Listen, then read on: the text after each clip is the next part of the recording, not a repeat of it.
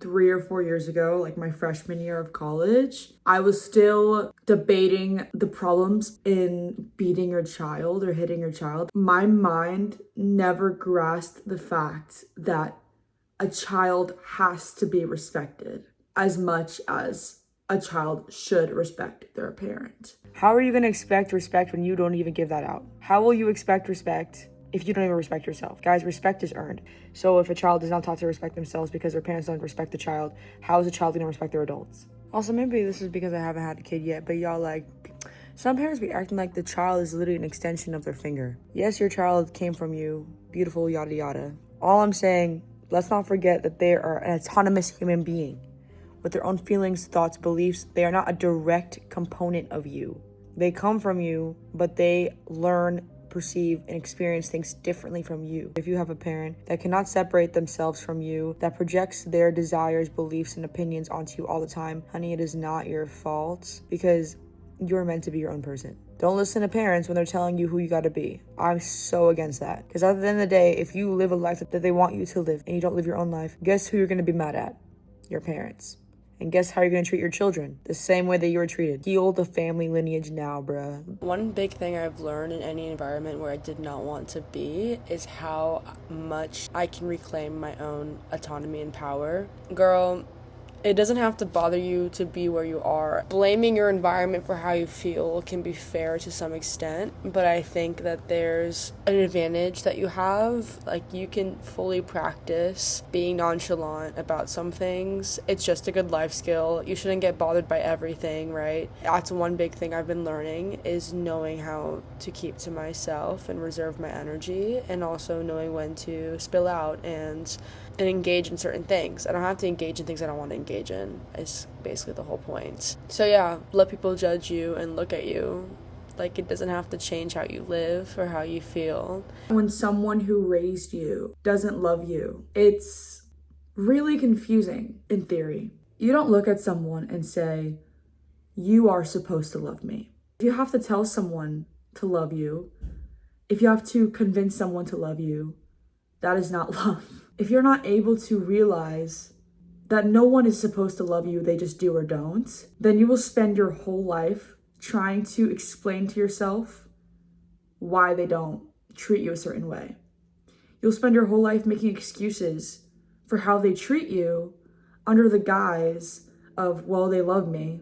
If we spend our whole lives saying that these people love us, even when their definition of love doesn't match ours, then it can be so easy to fall into this attachment that we don't want. It's okay to believe that you're lovable, and you should. You should believe that, because you are. And it's okay to believe that people love you even when they treat you like garbage, but it's just about what kind of love can you accept. And it's hard when it's someone that you love a lot and you want to see do well, but sometimes that attachment is genuinely just causing more pain than good. People are not entitled to loving you no matter who they are.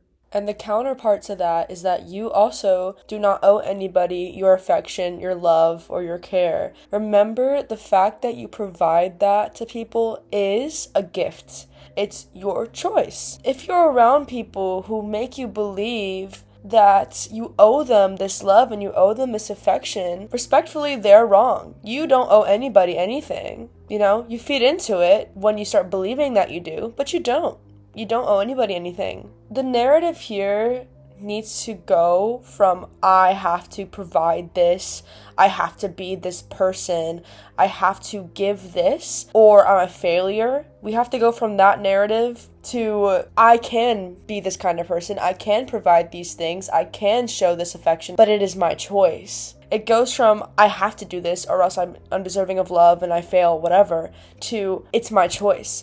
And for me to provide something is a privilege to whoever is receiving it. Point blank, period. Just like if someone gave me their love and gave me compassion, it's the same thing. So know your worth and know what you're offering, and know that nobody can make you owe anything. Because at the end of the day, they can't make you give something to them that you are not willing to give. You are the one in power. That fact that you care shows you are a good person inherently. It shows that you see the worth in other people, and that's a beautiful thing. The fact that you give even the hardest people the time of the day, just out of the kindness of your heart. You are such a loving person, and knowing where the power is the most important thing. It's okay to still love people and still treat people kindly even when they do you wrong. I think compassion at the end wins. I don't really believe in yelling and fighting. Like, I'm just the kind of person where you either respect me or you don't. If you don't respect me, I'm not going to be in the conversation anymore. When you release this entitlement, this belief that someone needs to love you, and especially that they need to love you in the way that you want them to, you release expectations on people, and then you release attachments. When you don't expect things of people, life flows so much easier because you're not sitting around and waiting for them to throw you a bone anymore. You're not waiting for them to show you that they love you. They either show it or they don't, and if they don't, you're simply not there because you can't be. There were a lot of expectations put on me and a lot of blame put on me as well for how I could not make my parent feel. They wanted to feel loved, but I couldn't make them feel that way without compromising a part of myself, without compromising my honesty and my voice. They had emotional needs that they could not give to themselves, and so they relied on me to give it to them, but I couldn't give it to them because I didn't even know what that meant. It's hard for kids who come from places where they're expected to provide a certain emotional capacity to their elders or to people around them. I feel like this for me has manifested in cycles where I had to overcompensate and over-explain, and I used to never be like that. It wasn't until I started speaking with my heart, honestly, like until I started connecting with myself emotionally, that I realized how much I actually do care. Because for a while, it's like, to help you cope with your situation, you have to cut off your emotions. Like, you genuinely just can't care anymore, because if you were to care all the time, you would not have the energy to do schoolwork, to even leave the house. And I had to get that done. I had to do that because that was the only way I could go anywhere, was to go to college. And so I didn't have the time to be there for myself or be there for anyone emotionally. I was working like a machine, and that's what I knew. And when I finally had the privilege to feel my emotions and to understand them, I realized how much I care about people in a way I never thought was possible for me, never thought that I ever would. I always thought I was like some femme fatale, bad bitch that was like, okay, I don't care, I'm hashtag cold-hearted. That is such a defense mechanism. Anyone who says that emotions are cringe, like, I was like you. It just isn't cringe, and it's a part of human life, and if you deny it, then you're denying yourself. If you're somebody who feels like you're never enough and you constantly owe the world something, but you are not deserving of what you are given or what you give. First of all, the only reason you would feel like you're not giving enough is if you're not giving enough to yourself. Pour into yourself, whether that looks like having a morning routine, meditating, journaling, setting goals, even if it's little goals in the day, and achieving them, showing yourself that you're honest to your word. When you are pouring into yourself like that, naturally you will pour that same energy into the people around you. So you will never feel like you're not doing enough because you are your own enough. That is my biggest advice for anybody who's feeling like they're not enough. Acknowledge what you give to yourself and acknowledge what others give to you. Acknowledge the gifts in your life. Gratitude expands everything. I promise you, you will manifest everything you want with that gratitude. Also, y'all, know how to laugh at life. I'm telling you, anytime something happens, someone gives me some disrespect, someone like tries to play me or does something stupid, girl, I laugh. Okay, if it's really bad, I'll be honest. Yeah, I'll go in my closet and I'll cry a little bit. But you know what? After I'm crying, or maybe even while I'm crying, I'll draw something, I'll write something, and then boom, boom, boom. I got a new piece of art. I got a new piece of writing. Listen, time is money. What you do is an investment, okay? You could sit there and be walking around with the cloud over your head and rain dripping down on you, okay? But while you're doing that, oh my God, I just learned about how rain comes out of clouds. Know how to reap everything out of life. Hashtag be resourceful. Of course, there are some things that are serious that need to be handled seriously, of course. But at the same time, in your heart, in your soul, know that this thing is temporary and it's only there to help you grow as a person. The bigger the obstacle, the bigger the reward. Period. Do not think for a second that life hates you just because you got these obstacles in your way, just because you got challenges in your way. No. If anything, you're chosen because you have to face the hard things. You have to be forced to grow.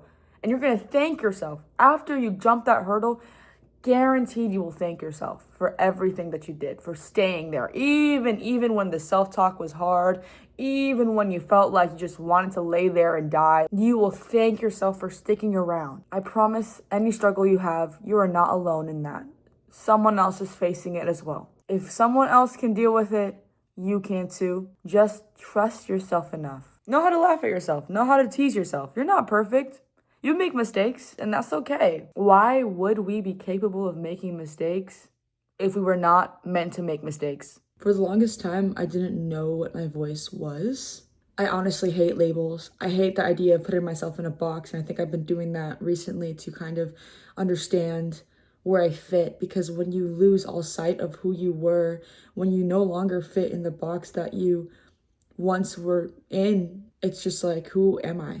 Sometimes I feel like the person that I became is this manifestation of every single influence that promised me freedom, whether that was people I watched online or movies or TV shows or characters or books, anything that had this rebellious aspect and this idea of freedom that came with being them. I internalized all of that, all of these characters. It just made me think we are literally molds. Like, who we are is just not real to a certain extent because we're so moldable. If I was born in a different situation, I don't think I'd be who I am now. You know, I don't know.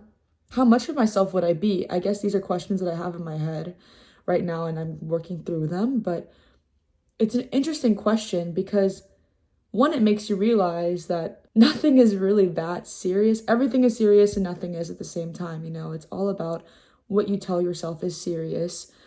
And that's why I make light of the situation to some extent, because we can't control where we came from. So why make it a depressing story for ourselves? It's not depressing to have bad parents. It's a circumstance. And I know some people are going to hear that and be like, girl, what are you talking about? Like, that is sad. But I think that when you know that, when that is your reality for so long, if you are to say, my reality is sad, you feed yourself that. You believe that your life is sad. It doesn't mean that you or I didn't deserve better or whatever. Of course, everyone deserves a good life, period. But you make that for yourself, especially when you are not given the tools for that. You have to be the person to make it for yourself.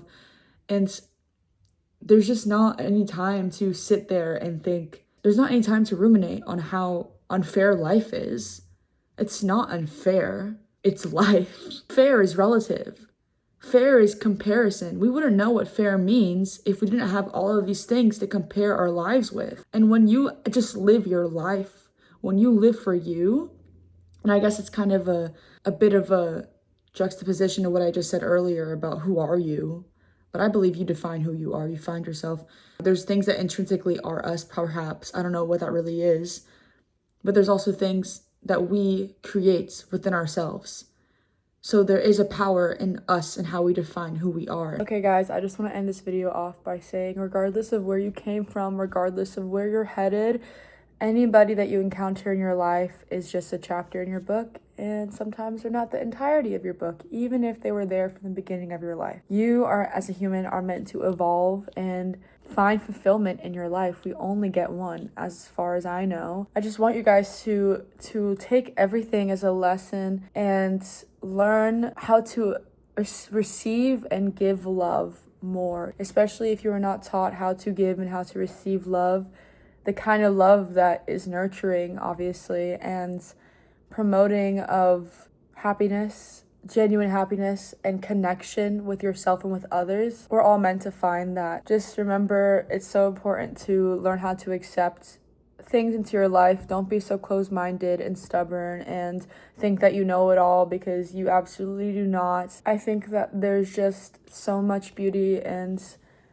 love in this world that you can cultivate and find and gain, and it makes everything so colorful and fun. So just remember that you do not need to feel bad for who you are, for the mistakes you make, for choosing certain things. You don't need to feel bad about that. And I think that anyone who tries to make you feel bad is someone who's suffering inside. Because personally, me, if my loved one makes a mistake or, is going through something or is deciding to, be this kind of person and take these certain advancements, I'm personally supporting them unless it's causing harm or they're doing something wrong, quote unquote wrong, because of course wrong is subjective to everybody. Everyone sees wrong and right as differently. But the whole point of a relationship is to find that mutual understanding and to unconditionally love each other and find that connection. You might be different from me, but I still love you. When your heart is open, your mind is open, okay? It's so important to love different kinds of people and to support and unconditionally accept people as they are. Does that mean you have to become best friends with them and be with them, especially if it's draining you? No, that is once again your choice. The same goes back to you. How you treat yourself will reflect on how you treat others, guys. If you can't stand the fact that you make mistakes, if you have expectations on yourself, then shame yourself every time you don't fulfill an expectation. If you say, I have to be this thing, but deep down you want to be something else, and you keep forcing yourself into fitting a certain box despite feeling a different way about it, of course that's going to reflect on how you treat other people. If you know how to unconditionally love and support yourself and find peace within and find a genuine acceptance of being human and of honoring your feelings and wanting to live a certain kind of life, it's just going to make you such a supportive person, and we need more of those. So that being said, guys, wherever you came from, whoever you think you have to impress does not matter. Literally the only person you need to impress is yourself. Because if you're not impressing yourself, you're going to try finding 20 billion people to give you some kind of validation. And guess what? You're never going to get it.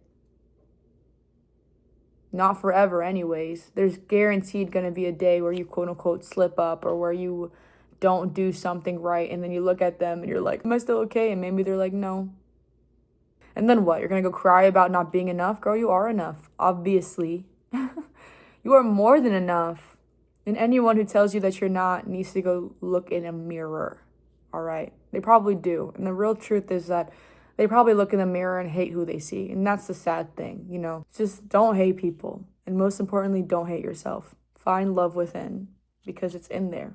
So anyways, just wanted to leave you guys off with that. Yeah, I love you, my boogers. For real though, I love you guys. And you guys are going to be so freaking awesome and successful in life. Take care and have a freaking awesome rest of your day. You better. Okay, love you guys for real. Bye.